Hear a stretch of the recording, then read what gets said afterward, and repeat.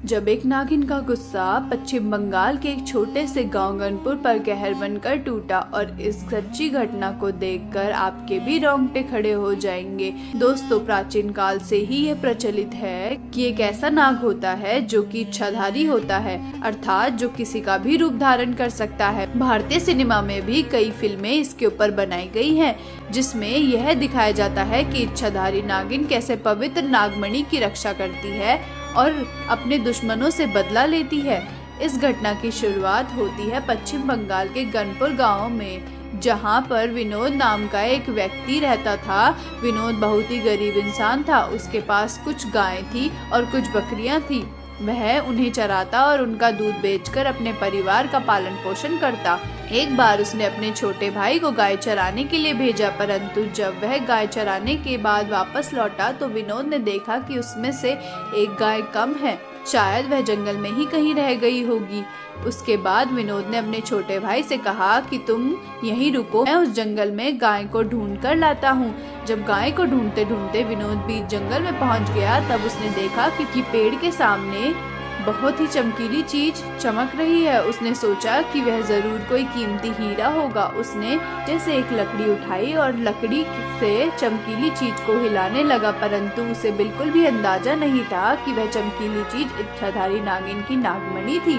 उसे लकड़ी से थोड़ा हिलाने के बावजूद जब चमकीली चीज बाहर नहीं आई तो उसने 2-4 बार लकड़ी से उस पे वार कर दिया, जिसकी वजह से इच्छाधारी नाग के सर पर चोट लग गई और वह उस समय ही मर गया। जब विनोद को यह समझ आया कि यह तो नागमणि है और उसने एक इच्छाधारी नाग को भी मार दिया है, तो उसके पैरों तले जमीन खिसक गई।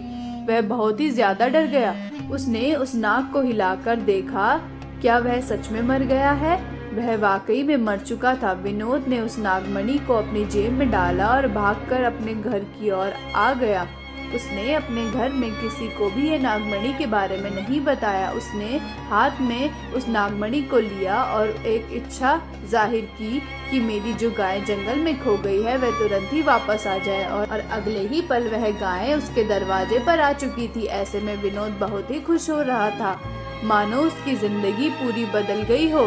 परंतु दूसरी ओर इच्छाधारी नागिन ने नाग को मरा हुआ देखा तो वह गुस्से में आग बबूला हो गई। उसने अपनी नाग की आंखों में उस कातिल का चेहरा देख लिया।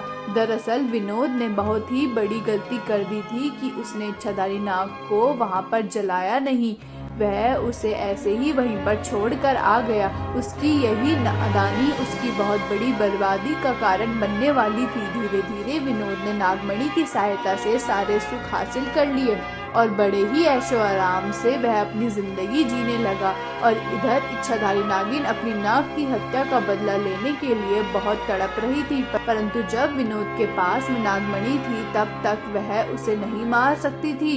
इसलिए उसने अपना रूप बदलकर एक बहुत ही सुंदर स्त्री का रूप बनाया और वह विनोद के गांव में आ गई। नागमणि होने के कारण विनोद बड़ा ही पैसे वाला इंसान बन चुका था। तो विनोद एक दिन काम से दूसरे गांव जा रहा था, तभी वह इच्छाधारी नागिन एक सुंदर कन्या का रूप धारण कर उसके रास्ते में बैठ गई और रोने लगी। जब विनोद ने उसे रोने का कारण पूछा तो स्त्री के वेश में उस नागिन ने कहा, मेरा नाम कविता है, मैं अपने पति के साथ पास के गांव में ही रहती हूँ, परंतु कल रात से वह अन्य स्त्री के साथ शादी करके आ गया है और मुझे मारपीट कर घर से निकाल दिया है।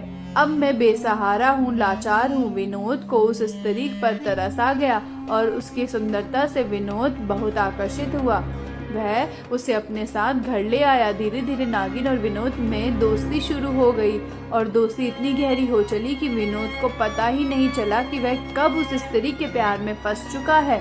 एक दिन विनोद और कविता घूमने गए और एक जगह कविता ने विनोद से पूछा कि तुम्हारे गले में यह क्या चमक रहा है? तो विनोद ने उसे कहा कि यह तो एक मामूली सा ताबीज है। वही नागमणि विनोद ने ताबीज के रूप में अपने गले में धारण कर रखा था। फिर उस लड़की ने कहा, क्या तुम मुझे थोड़ी देर के लिए इसे दे सकते हो? मैं इसे पहनना चाहती हूँ। परंतु यह बात सुनकर विनोद बहुत चिढ़ गया और गुस्से में उस लड़की को बोला कि मैं तुम्हें इसको नहीं दे सकता। इसके अलावा मुझसे जो मांगना चाहती हो मांग सकती हो। उसके बाद इच्छा रूपी उस लड़की ने विनोद से कहा कि तुम तो पहले बहुत ही बड़ी बड़ी बातें कर रहे थे कि मैं तुम्हारे लिए कुछ भी कर सकता हूँ। परंतु मैंने एक छोटी सी चमकीली चीज क्या मांग ली, तुम उसे ही मुझे नहीं दे पा रहे हो। तो उसके बाद विनोद ने कहा ठीक है, परंतु कुछ ही देर में पहनकर मुझसे वापस कर देना। और विनोद ने उस चमकीली चीज को निकाल के उस लड़की के हाथ में दे दी। और जैसे ही नागमणि इच्छाधारी नागिन के हाथ में आई, उसका स्वरूप भयंकर और विशाल हो गया, जिसे देखकर विनोद कांपने लगा और इच्छाधारी नागिन ने उसे डस कर मार डाला और अपने नाग की हत्या का बदला पूरा किया। दोस्तों, आप भी ध्यान रखिएगा कि हमें जाने अनजाने में किसी भी नाग नागिन को नहीं मारना चाहिए, नहीं तो इसका अंजाम बहुत भयंकर होता है। दोस्तों, अगर आपको हमारा वीडियो अच्छा लगा हो तो वीडियो को एक लाइक जरूर करना, और अगर अभी तक आपने हमारे चैनल को सब्सक्राइब नहीं किया है तो सब्सक्राइब भी अवश्य कर देना। धन्यवाद दोस्तों।